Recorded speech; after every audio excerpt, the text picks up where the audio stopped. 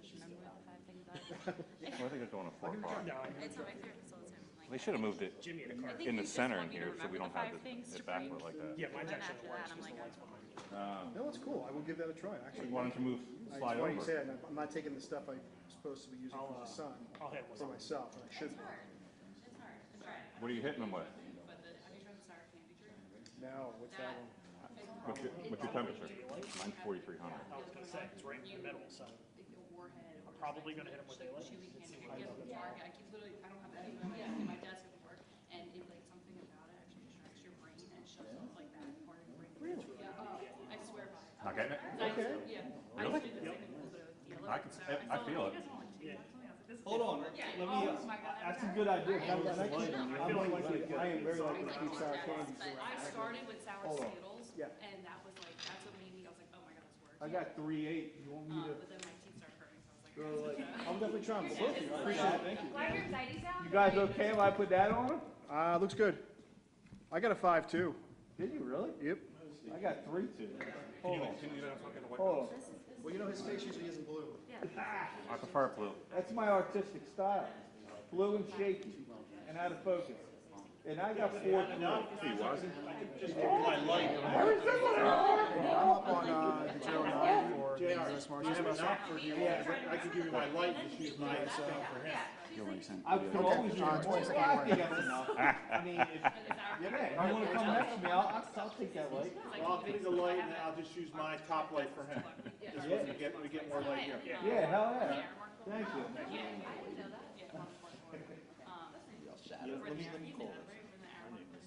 Yes, the new well, yeah. Can we slide this in next to you? You never worked when we were at, okay, Yo, buddy. with a huge parking lot, which now we haven't paid for. I wanted to establish. Which side you want? You want it in front of you or? You okay? You're good like that. You're good. Good? You guys good? You okay? 8. I'm not gonna dial on you there. But thank you. Is that better? Yeah. We should have seen the nightmare we had. Watch your. I'm using 3200. I'm inside light. You guys okay? Check your light. 'Cause Our anchors would go. you're outside. I'm inside. I want to go in artificial daylight. Are you switching? Yeah. All right. So now he's gonna go outside. Paper from back in the day. Did you hear my coochie? Does that sound good? Check 1 2. Check 1 2. Press part level higher. Check 1 2. You're good, thank you. All right. 20 years ago. Thanks, guys. Park over there. You want that light? I got 4,100. And he was car, so following the city paper. Yeah, I got like 4 or 5. So of course, yeah. Do you have? 4,100. Yeah, you cool with that? Everybody good with that light? All right, cool. Tell me when you're done and I'll shut it off. I think we're all done. Thanks, John, for letting us use that light.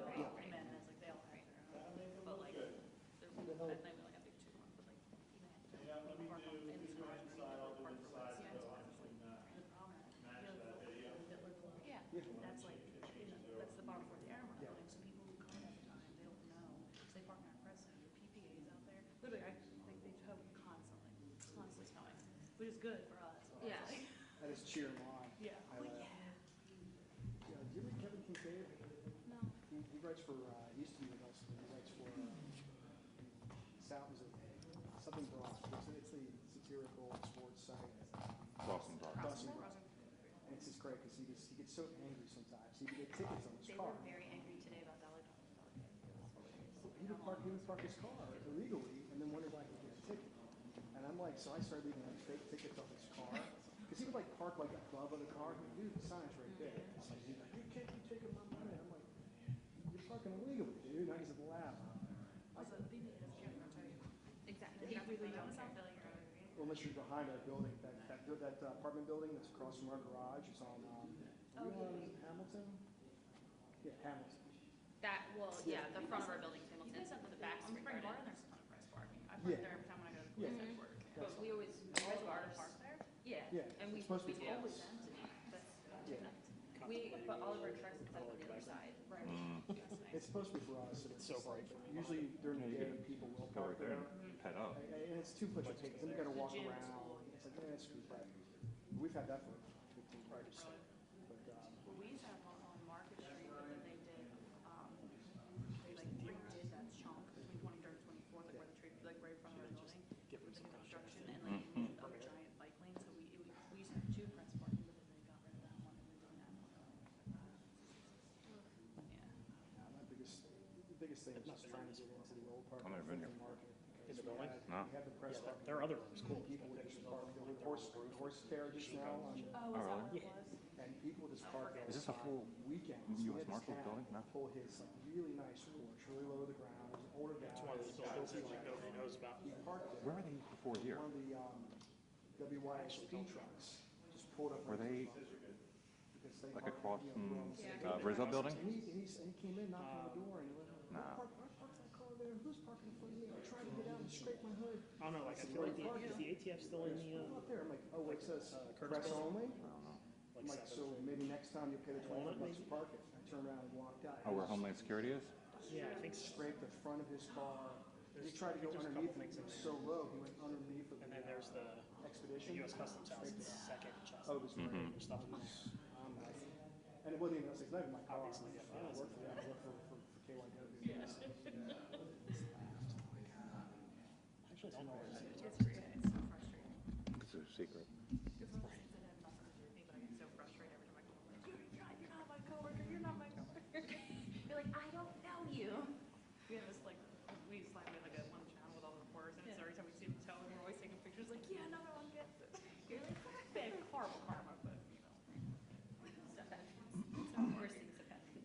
Oh, we had the press park in front, they fit them on both sides. Yeah. Of the market. And this guy would always, there's a red car, and he's always parked dead in front of the building every day. Turns out he was a court reporter for the federal courthouse.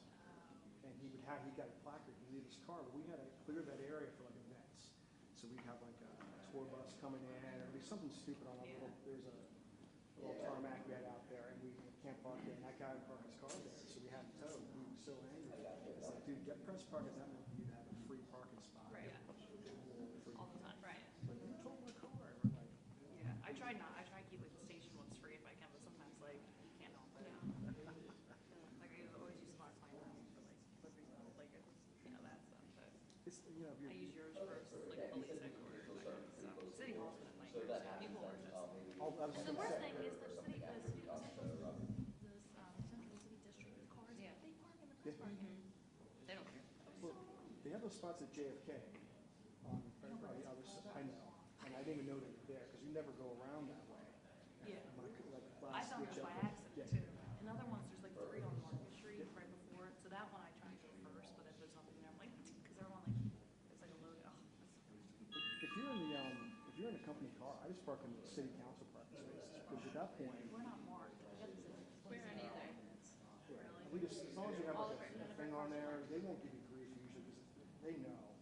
Like, yeah, I really. That being said though, around SEPTA headquarters, I've gotten now 2 tickets in an unmarked CVS 3 car with 9,000 placards on it. They just don't look. I've gotten tickets there. I got tickets in Manioc on Main Street. I was like, I literally took pictures of like texting Mike and there's like 2 buses and like there's like 3 placards and they just and they're like, Yes, that's how you have to like. right. They were giving Jake a ticket when we first pulled off the fire, South Street fire. Yeah. And then a live truck, we just pulled the decals out of the live truck, and then he starts What writing. else is a live shop? Like, or a live shop, a live truck? Like, what? Didn't even notice, the woman actually, she stopped the ticket. They always say they can't do that, which is yes, they can stop the ticket whenever they want. It's a machine. Was it the company truck? You actually get. I was like, but if they park so far right now. Yeah, that one. I was like, oh That my one God. they're gonna be like, yeah. Yeah, it's like, Where that's he it. parked. I forget who it was. It was not. It was somewhere.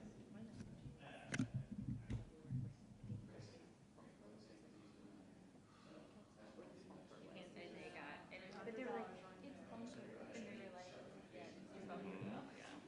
They're like, I couldn't. I was like, Mm-hmm.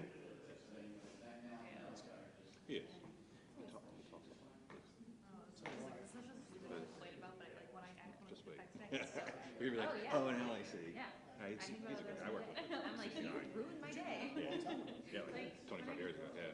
I had seen him. I was fuming. I was my car was here. My laptop was there. Right.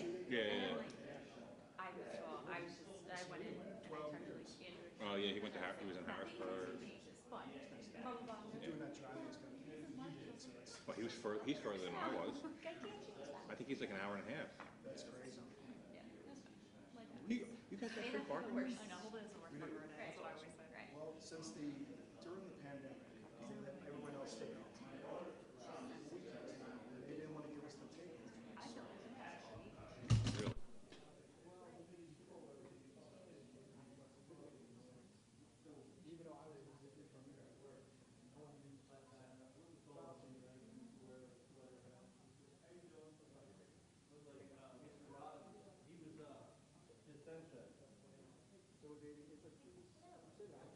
Back again. I slept here.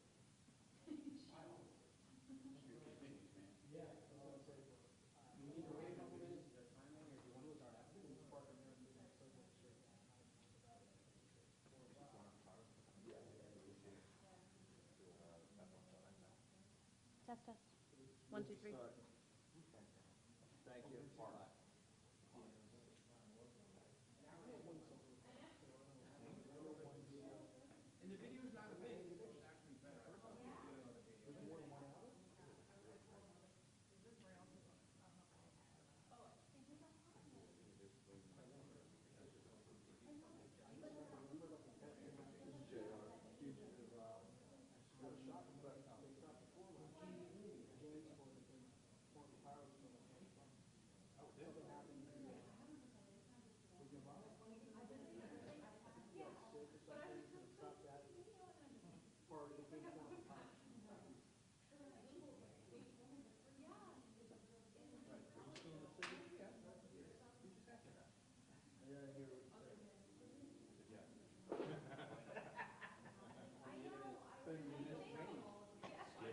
We gotta move some of these.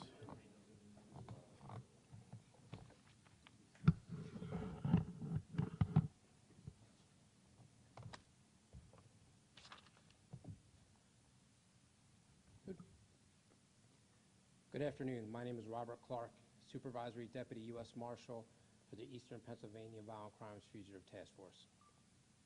After an intense two-day search for escapee Alleem Bordan, I am pleased to announce at 2 p.m. this afternoon, Bordan was taken into custody in Johnstown, Pennsylvania.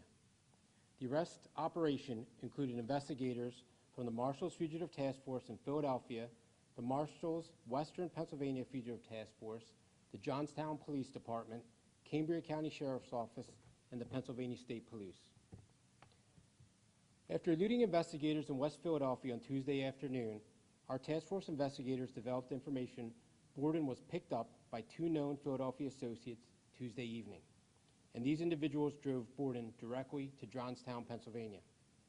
Bordan has previous criminal history in Cambria County, so the possibility of Bordan fleeing to Western Pennsylvania was already being proactively investigated by members of our task force.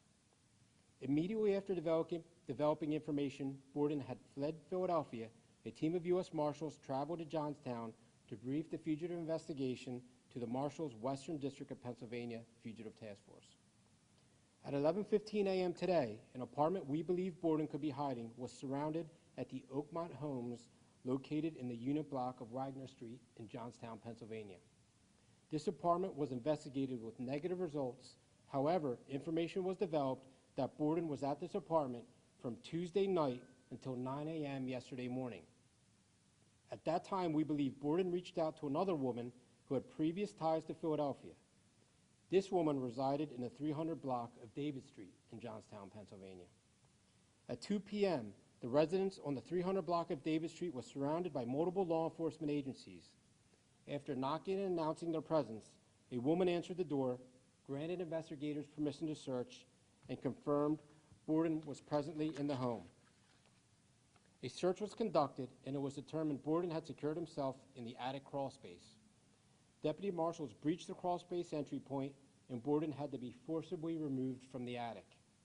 Upon being removed, Bordan was placed in restraints and transported to the Cambria County Prison, where he awaits removal back to Philadelphia. The expeditious arrest of Alleem Bordan could not have occurred without the outstanding collaboration of information between Philadelphia Police's East Detective Division and our Fugitive Task Force. This Fugitive Task Force has some of the most talented and dedicated marshals and task force officers in the country. Our investigative experience has now resulted in the 7th arrest of a fugitive wanted for escape over the past year. As I mentioned before, the Marshals Service Eastern Pennsylvania Violent Crimes Fugitive Task Force will always be here to support our state and local partners, and especially the Philadelphia Police Department. When warrants are issued for persons charged with violent crimes, the public should take comfort in knowing that there is a professional, dedicated investigative fugitive task force that specializes in finding people who do not want to be found. At this point, I'll take any questions you have. Did he say anything after you removed him? Did he say anything to you guys? Has he said anything? No, he made some utterances that he had seen the news over the past day. He had mentioned some of the news reports from last night, but that was about it. Was he putting up a fight? Was anyone in the house kind of apprehensive to let you guys in, or did they kind of know it was up? No, the female associate at the residence was very cooperative, immediately confirmed he was in the residence, granted our investigators permission to search, and gave us full access to the home.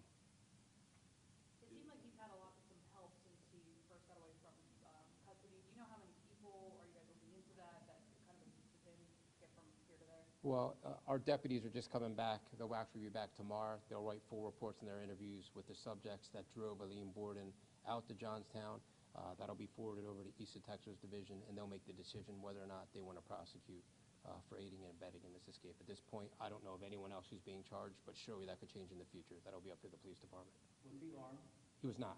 Do you know when he lost his handcuffs? I know for the first 2 videos on Monday had him with handcuffs, so by Tuesday we're leaving from your time. We don't know exactly when, but I can tell you that when he left that residence on Hope Street, he was taken over to that residence at 5300 West Columbia Avenue. So it's probably a fair assumption to say that he lost his handcuffs there, because the next time we had eyes on him, he was still at that residence.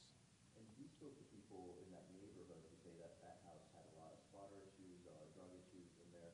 Was anyone there going to be charged? I know you had said maybe not. I think it's fair to say that that description of the house is accurate. However, I don't believe anyone in the house at this point is going to be charged. Was he remorseful? He didn't say he was remorseful. He didn't say he was sorry. Our deputies didn't get that notion. He didn't express any remorse, as far as I'm concerned. He had previous criminal history there. He was arrested. I can't remember what year it was. I believe there was a fleeing, eluding, maybe an assault case out there, and possibly an escape as well. So he definitely knew the Johnstown area, and we know that when he was picked up, the first thing he said was, take me to Johnstown, PA. What kind of tools did you guys use to capture him? Dogs, helicopter, infrared, anything? I don't want to go into the investigative tools, and I haven't really been briefed on exactly what equipment was there, but it's typical standard equipment is protective gear, level 4 shields, everyone wearing body armor, helmets, those types of things, breaching equipment. Now, we've gotten to know you pretty well, I guess, in the last year, 7th arrest. I know there are all different circumstances, but I guess what does that say? What has to change here, because this keeps happening? Yeah, I don't want to comment on how these guys are escaping or the circumstances. What I can say that we've arrested 7 people, 7 out of 8. The one that we did not catch was an individual that passed through here and just made a brief stop. So everyone that was in Philadelphia or originated from Philadelphia, we were able to apprehend. It's just a talented group of guys downstairs, ton of experience, super dedicated. I couldn't be prouder of the task force officers, the deputy marshals that are here. We have some outstanding detectives from the Philadelphia Police Department, as well as police officers assigned here. And these are just motivated individuals. When cases like this arise, they are just dedicated to bring that person in. And they work day and night, and it shouldn't be underestimated how much our guys work and how much East Detectives work getting that intelligence package that we received. The reason that we were able to find that house on West Columbia Avenue within the first 5 or 6 hours of getting the case is because East Detectives did such a good job investigating the escape up until the point they got the warrant and then handed over the intelligence to us. You talked about in the past the need for tips and wanting tips. Did Correct. tips help you get to Johnstown? Just talk to us about how many you got, how that's helped this investigation. We've had a couple dozen tips. The tips were absolutely crucial in this investigation. I think there were a good 2 or 3 that were very crucial. There were a lot of lookalike tips. We had tips everywhere from here to Delaware to New Jersey. I think I saw Alleem Bordan. He looks like an individual that was on the train. Those never panned out.